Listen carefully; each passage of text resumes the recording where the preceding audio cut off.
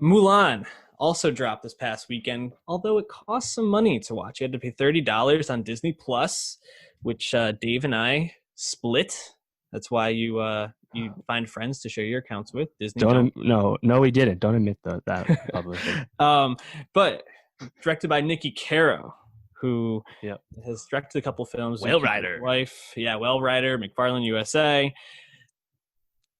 I'm going to give your friend Kai a bit of a shout out here. He tweeted and he said Mulan was I, and I literally responded and said, yeah, it's like the definition of I. Like if this was a GIF, this would be the Alonzo Mourning, like me shaking my head, then me like nodding my head, like you know, it was one, just kind of one of very the in the great middle for me. gifs of all time. Oh, that's a Hall of Famer. Yeah. But yeah, I kind of left this movie being like, okay, it was fine. I don't know if I was paying the $30 straight up, if I would have found it worth it, but it was fine. How did you feel Yeah. about it? Yeah, similarly. I think it's perfectly entertaining, perfectly fine. There's lots of interesting aspects about it, about choices in the movie. Of course, there's a lot of politics associated with the movie at this point, which we have touched on in the past. Um, and also, it's the latest entry in these Disney live action remakes. Of course, last year Disney was 2 for 3 with them, right? Dumbo wasn't much of a hit, but Aladdin and especially Lion King were Yeah. tremendous hits. Of course, they're two of the most popular Disney Renaissance films. Mulan is not far behind in that regard either, so this was definitely anticipated. But I think it suffers from some serious faults, and the meta nature to this movie is much more interesting than I think with the movie itself. Like this is more inspired by the traditional story of Mulan, the Ballad of Mulan, right?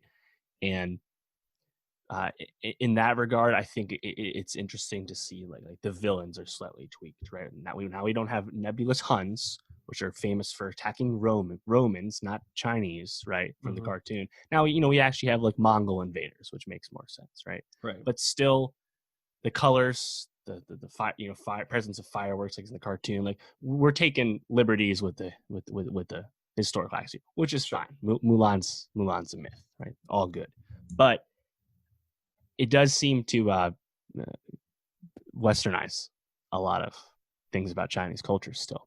And if you look online on the Chinese social media site Duhan, sorry, which is kind of like a letterbox for all kinds of media, basically, it's getting some negative pans from Chinese people, probably Chinese people in other parts of the world that have access to the movie. It's releasing in China in theaters on September 11th, this Friday. Or of course pirating, and I think there was some concerns that Mulan would be heavily pirated leading up to the theater release. But either way, it seems that the westernization of things and kind of the overly reliance of talking about respecting your family's honor, man, like it's like, okay, we get it. Like this is a cliche about Asian people. Like you don't have to hammer this home because it's also not like a foreign concept to like not disrespect your family. Like I think we got it, some really serious hand holding with some of that stuff. But also I think the thing that stood out to me the most was the presence of chi in this movie. Again, like the whole like centering chi, like your inner like life essence or whatever. Not that complicated concept, but in this movie, it's like it's the fucking Force from Star Wars all of a sudden, and Mulan has like superpowers. Where the fuck did that come from? And Yeah. and that was kind of the thing with me. It's like when we heard about this movie, no music. Okay, interesting. I've always said with these live action remakes, if you're gonna do them, cool, make changes. I don't want a clone. At least make changes that justify its existence. At least attempt to, right? No music. Okay, fine. You're really going for like the war epic, following the Ballad of Mulan. Cool. That's interesting to me. And then we see, there's no Mushu in this. Of course, Eddie Murphy's portrayal as Mushu very similar to lots of other Disney like little sidekick characters like Zazu and Iago, Timon, Jimmy Pumbaa, Cricket. It's a yeah. common thing in animated Disney movies, right? Something to accompany the hero. No Mushu. Maybe that kind of sucks, but yeah, they're kind of going for More realistic. more realistic, more traditional. Oh, never mind. Mulan's fucking magical anyway. Yep. So I think that definitely rubs people the wrong way. I did see in a report that Mushu is not as popular in China as it is here. I know Western audiences really have an affinity for Mushu, so I'm not sure how accurate that is. But yeah, that thing that kind of took me out of it. And then of course the presence of the witch lady, right? Mm-hmm. Who in a sense is an interesting character, right? But you have this person who can transform into a hawk in this movie now. Total new creation for this remake. This is just some interesting choices. I think were not people didn't see these coming. And it's interesting because she's played by the witch is played by who? Gong Li. Yeah, one very, very famous Chinese superstar. And in general, the cast is loaded. But Mm-hmm.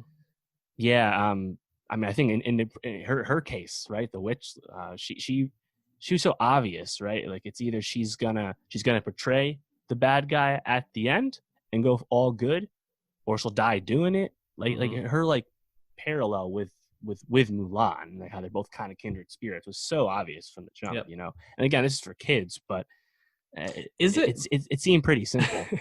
like I guess as I was like watching this, I just kind of thought like, who is the target here? Like I think what made Mulan such a popular film of the Disney Renaissance was one, it had a story that was unlike most others, where the female is not uh looking for the male to save her. It's they're looking, she's the one who's fighting and actually saving the males around her. She doesn't need someone else to give her that strength in a way. And in this, I mean, certainly that same message is there, but like the songs, the goofiness of Mushu, like all these elements, I thought that the humor I thought was a lot stronger in the animated one, which I thought Yeah, really made it appeal to kids. I, I I don't know if this appeals to children. I mean, there's not really anything like there's no sing along songs. I think the action's okay. It's inoffensive, but I don't think this appeals to adults either, or yeah, even like teenagers. So like, I guess I kind of feel like, what's the audience that's going to be like, live action Mulan? That's mine. Like, it doesn't feel right. like it's there. I think in terms of the action, uh, it's not Nikki Caro's strength, but there's a lot of cutting with the action, especially when it's up close. So I don't think it looks amazing. It looks fine. Mm-hmm. Um, like I kind of wish we had less of the battle scenes, just because I feel like Mulan, the character, just needed more lines in this movie.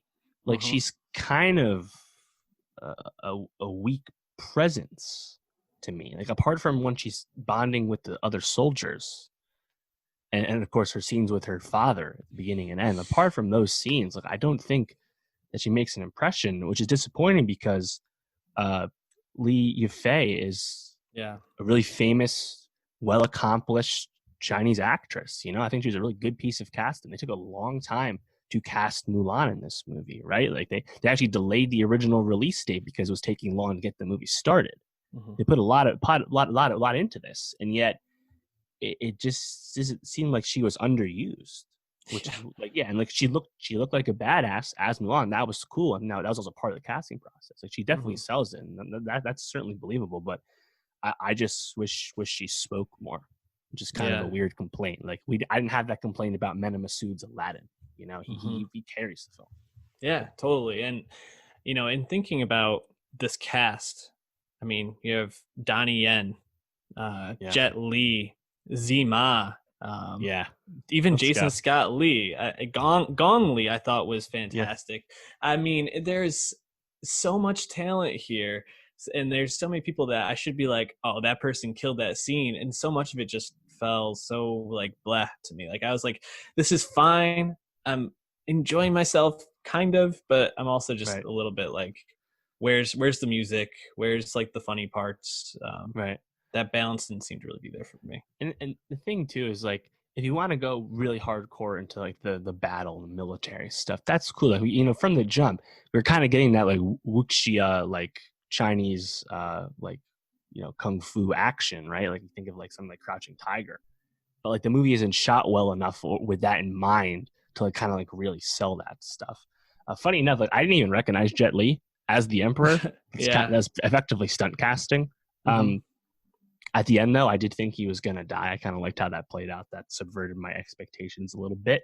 Uh, and Donnie Yen, I mean, everyone likes Donnie Yen. I feel like at this point, Mm-hmm. interestingly, uh, Jiang Wen was approached to direct this movie alongside Ang Lee. Jiang Wen, of course, played Baze in Rogue One, and Mm-hmm. alongside Donnie Yen. So that would have been cool Disney synergy if they got the Rogue One boys back at it again. Alas, Right. did not come to pass.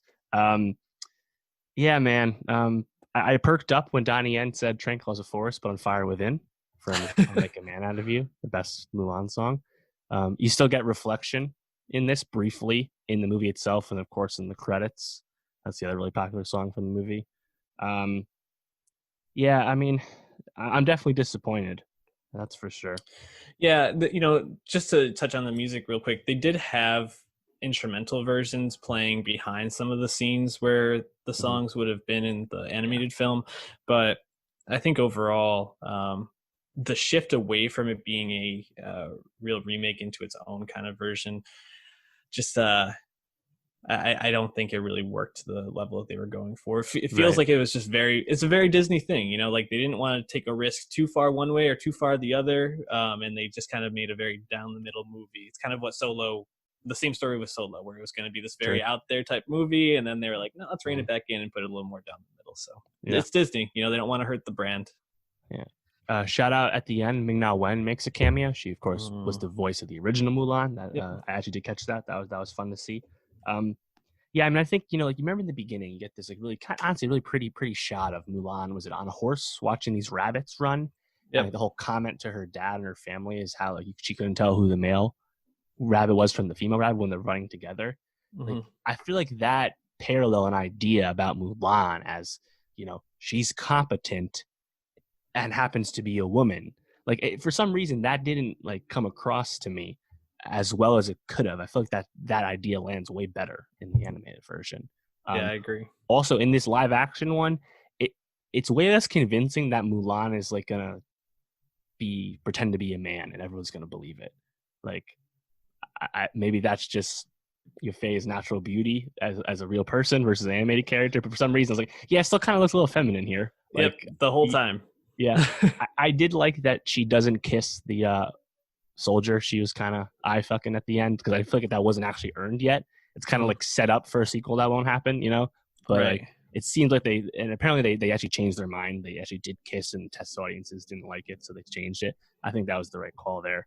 Um, yeah, though it's there's so much to talk about like this choices, and you hate to do that with movies, but that's the case. So we've previously talked about all the political stuff with Hong Kong in Mm-hmm. terms of this movie. You can check that out on youtube.com/nostalgia pod. Stay Boycott plugging. Mulan, that's the video name. We talked about that last year, but I think our thoughts are pretty similar on that. It's complicated and certainly not going to be going away, but I'm interested to see how this movie does in China and how that Chinese reception continues to be, because this is a movie that the Chinese government wants to promote, and the Hong Mm-hmm.